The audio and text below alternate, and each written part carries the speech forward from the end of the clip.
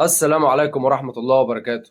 القصة اللي مكسرة الدنيا في أمريكا اليومين دول حكاية واحد اسمه عبد الرحمن السيد. ترامب مرعوب منه ولوبيات التمويل الصهيونية متجننة منه. هات كوباية شايك وتعالى أقول لك إيه اللي حصل. عبد الرحمن ده طبيب أمريكي من أصل مصري، شاب بس دماغه عالية. دخل الانتخابات من باب الحزب الديمقراطي، بس مش الديمقراطي التقليدي ده، من التيار التقدمي الشبابي اللي مش بيعتمد على رجال الأعمال ولا الكوسة. الراجل ده كان داخل الانتخابات التمهيدية لمجلس الشيوخ عن ولاية ميشيغان، قدامه منافسة مدعومة بأرقام تخض. المنظمات واللوبيات الداعمة لإسرائيل ضخت حوالي 70 مليون دولار إعلانات وحملات بس عشان تسقطه وتنجح المنافسة بتاعته. تخيل اللوبي الصهيوني صرف 70 مليون دولار عشان بس يوقع شاب واحد. عارف ايه اللي حصل؟ عبد الرحمن كسب الانتخابات واكتسح التمويل ده كله بإرادة الناخبين والشباب هناك. ليه بقى ترامب خايف ومولعها هجوم على الراجل؟ هنا بقى ترامب اتفاجئ. ولاية ميشيغان دي